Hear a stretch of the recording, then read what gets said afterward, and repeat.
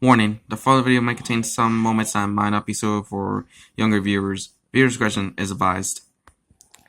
I had always been what some might call a picky eater. Ever since I was a little tyke, there were some foods I just wouldn't touch.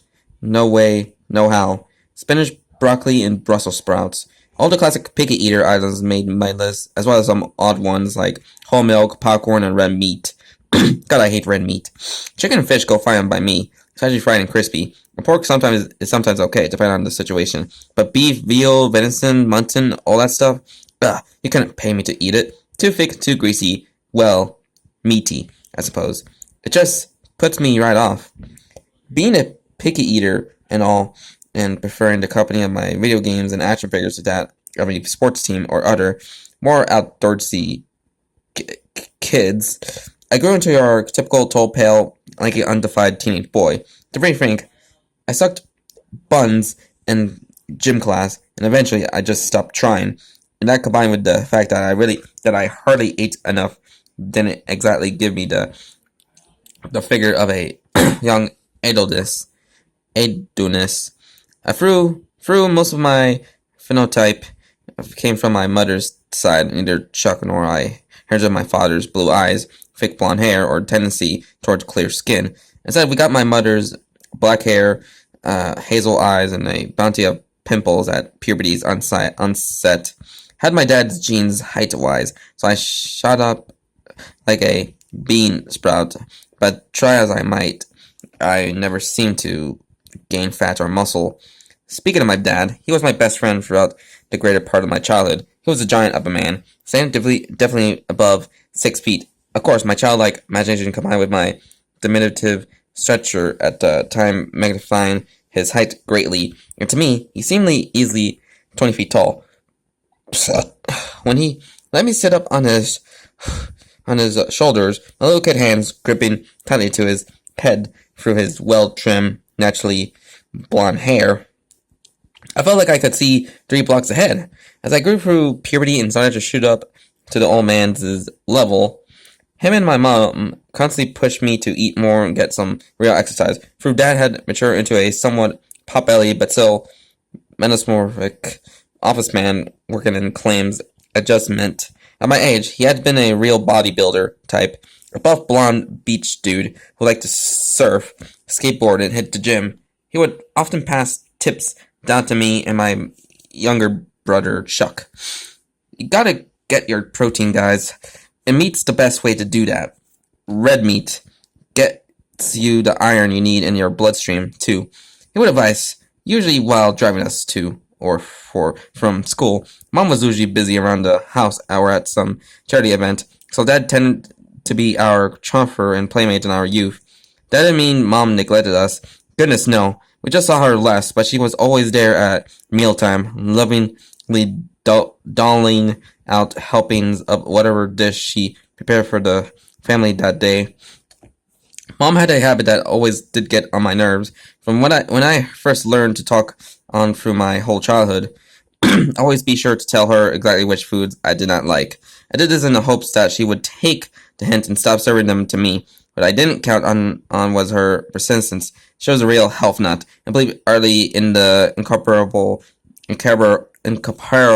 value of a balanced, wholesome diet as such. She didn't like my dependence on junky convenience foods and wanted to get me eating the things that I didn't like. This meant a constant struggle between her, the loving but, well, full matriarch, and me, the stubborn little rascal who didn't want to eat his vegetables. Her methods were clever, through when she learned I didn't like something, she never made it the same way twice. If I turned my nose up at cabbage rolls at lunchtime, she'd make sure some cabbage would be grated into the salad at dinner. When I shoved away a good hearty steak, she'd dish out ground beef sloppy joes the next day. She certainly was persistent, but I was a persistent little trickster, and I caught onto her game early. There was one thing she always had over me in this game through, that was emotional blackmail. I love my mom, and it did tug at my heart a little to see her disappointment when I turned my nose up at the meal she had slaved over that day. So eventually I would casino and half-heartedly pick at my food. move everything around on my plate to make it look like I make a actual dent in it. And typically conclude my meal by saying that it tasted scrumptious and I was just stuffed. Something I pulled the old kid trick and slipped something off my table and onto the floor for our dog. This little gambit seemed to do the trick for Mom, and she was happy her son was at least giving her meals a try. Generally, we had a happy family for a while at least. If things didn't go sour, why do I be telling this story here? The sourness came with when my parents started to drift apart. They say that 50% of all marriages fail these days, but it never feels as staggering of a statistic as when you're actually experiencing it for yourself. My dad started sleeping at the office, and my mom started sleeping with the postman. She couldn't handle my dad's disinterest, as the only thing he seemed to care about anymore was a tough case he was assigned at work.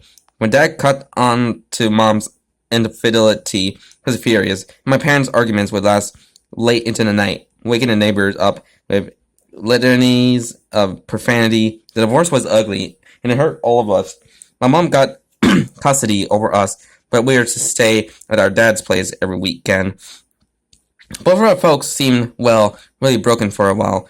Dad stopped working out, his beard gut grew, and his apartment started to lack any touches of care. As for Mom, a lot of her unhappiness was internalized. She seemed all well and good during the day, sure, but when Chuck and I would stay up playing video games, we could hear her in the next room quietly sobbing. And when we snuck downstairs for midnight snacks, we could see the empty wine bottles cluttering the kitchen counter. Eventually, Dad got a new girlfriend, Clara, who really encouraged him to clean up his act. She was no wicked stepmother. She was a generally nice lady, an elementary school teacher. Actually, we were happy for him. And coming to his apartment over the weekend started to seem less like a painful reminder of our parents' separation and more like pleasant time with a beloved family member. But Mom's condition seemed to repeatedly deteriorate.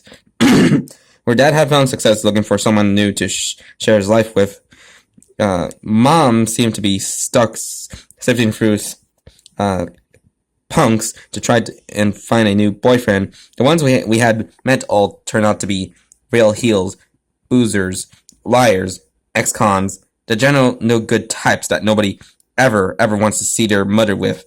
Her mental condition really seemed to take a hit with this, and we started to get even more concerned for her. We would hear her muttering to herself under her breath while doing her chores, folding laundry, cleaning, and most of all, while cooking. She was always muttering while cooking.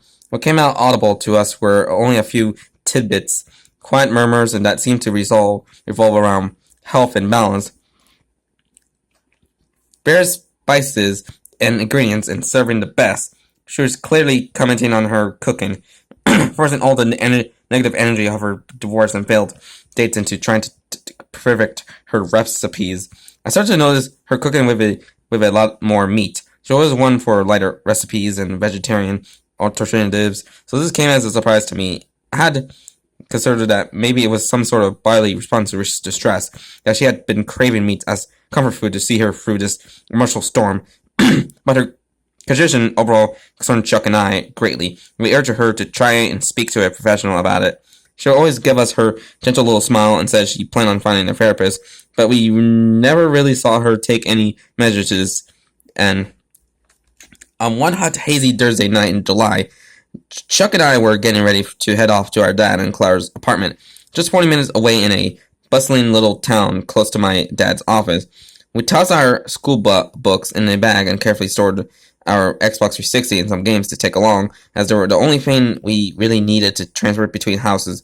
Both our parents' homes had our clothes, toiletries, and a place for us to sleep. We gave my dad a call about an hour before heading off, but nobody picked up. The line felt honestly dead. I tried to shake off the uncomfortable feeling and focus on the facts of the matter. It was odd, as he knew our visitation schedule by heart and will be expecting a call from us now, but I waved it off. He was probably busy getting something ready. Chuck's birthday was only 5 days away on Tuesday, and Dad had mentioned putting together a nice little celebration for him when our time together rolled around, as we tossed the last of our stuff in the trunk. Mom called us in for a quick dinner before we left. We sat down to an empty plate, glossy white and clean as a whistle. Delicious smell of tomato sauce wafted from the kitchen, leaving me excited. Mom hasn't made spaghetti in a while, but hers was always the best I ever had. The noodles are a simple store-bought fare. You boil them, stir them, nothing fancy. But what really shines about it is her sauce. She makes it all from scratch. Spices, herbs, ripe potatoes, the works, and leave it to simmer on the stove top until the family is ready to eat. With a glance around the table, I noticed that only 2 places were set. I assumed Mom had eaten earlier, which was a little disappointing. Chuck and I like to eat together with our mom before leaving for our dad's house. The last thing in the world we wanted was for her to feel alone while we were off having family time with her former husband and his new significant other. But the aroma of lovingly homemade pasta sauce quickly allayed such worries, and Chuck called to Mom asking if dinner was ready to eat. She came in with a piping hot stringer of pasta, wordlessly spooned out a proportion for each of us. I can't wait to eat, Mom. It's been way too long since we made your special spaghetti sauce, Chuck chirped, earning a warm smile from Mom. She was one happily. Well, Chucky, I'm glad to hear you glad to hear you like it. It always does my heart such good to have my work complimented. It was your grandmother's recipe, but this time I had some special ingredients of my own. Mom returned to the kitchen, presuming to get the sauce, and on her way out, I noticed a smudge stain on the side of her shirt. It was a tarnished red, and formed a few small spatters against the plain light blue fabric. Tomato sauce, I presumed. Making it could be a messy endeavor, especially when the sauce started to boil, and the little bubbles at the top sometimes popped. Sneaking a glance at the kitchen, I noticed more tomato-y spatters on the floor and side cabinet. She must have spilled some. As Mom came back into the dining room with a bowl of fresh hot sauce, or all thoughts of tomatoes and mess evaporated from my head. I was just excited to eat Mom's spaghetti again. I added a little red meat to the sauce this time. You boys are growing, so I figured it's like your dad always used to say. The protein and iron will do you good and all. Mom commented calmly, and ladling out hot chunky sauce onto the plain pasta. Alright, enjoy, she said with a smile, and headed back into the kitchen. I dug into the pasta, hungry as ever and eager for a taste. I didn't even care about the meat, figuring I'd just pick it out and slip it to the dog. Actually, I did give it a small chunk of try. I expected ground beef, but it was more of a chopped steak type deal. Square hunks of muscle evenly distributed throughout the sauce. It was softer than beef, really tender and juicy. It was light, and had a certain sweetness to it that I never tasted in beef before. It was probably veal or a special cut of something. I actually enjoyed it, even despite it being red meat. I eagerly went back for another forkful, and another. Both of us went in for seconds, and our plates were practically licked clean by the end of dinner. Chuck turned to me and grinned, some red tomato sauce staining his mouth. Mike, dude, this stuff tastes fantastic. I bet this is that fancy organic luxury beef from that hippie supermarket that opened up down off Route 9. I gotta ask Mom for her recipe. Maybe Clara will cook it for us over at Dad's, he explained. That's a good idea, man. You go ask her. I'm gonna head to the bathroom. I think I got something stuck in my teeth, I respond, rising up out of my chair, belly full of a tasty home-cooked meal.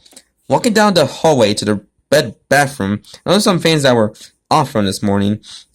The rug was crumpled up as if someone had been dragging something along it. The dog's bed was overturned and across from where it usually stood, and just about every family portrait I saw, save for the ones taken of us all individually, were turned to face the wall. Upon turning them right side out, I saw something that gave me a pause.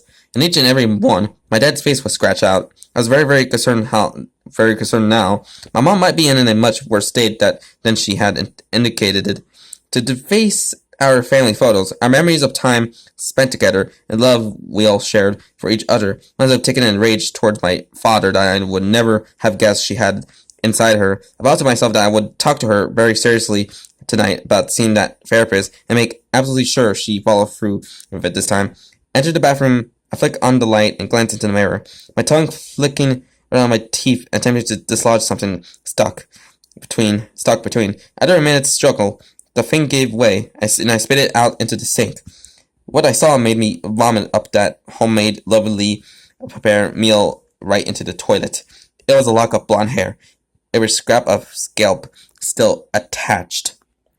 So that was Home Cooked Meal, a creepypasta, and wow, this is actually kind of a pretty good creepypasta, with the, like a little sense of horror by the end of it. Like, this is like a kind of like a typical, divorce type of story, with the, the husband and wife getting into like a disagreement thing, the mom and dad get into the disagreement thing, and constitute to be split and kind of live in different houses and have their own, their own, their own, partners, and also the whole thing of the protagonist having like being rather picky over red meat, since maybe he didn't like red meat, because it kind of reminds him of blood. So I don't blame him. Come on, meat's kind of a tasty thing, even if it's like those poor animals are just turned into food. So there's that, and the last bit of the story is just kind of crazy, like that meant that the mom just killed the dad. Like, that's kind of gruesome, like that could make that the mom is the killer in this story, which is kind of an interesting twist. So there's that. Anything else on for the story? I don't have anything else to say, but this is actually kind of a good creepypasta where it just kind of had the more kind of normal but a little bit more eerie feel to it until the end of it, where fans get a little bit crazy, where the reveal that the meat is just made out of the father, which is kind of crazy. So yeah. So overall, pretty good creepypasta. So like and comment this video and subscribe for content. So this is Miss Freddy here, and I hope you have a very good day. So bye.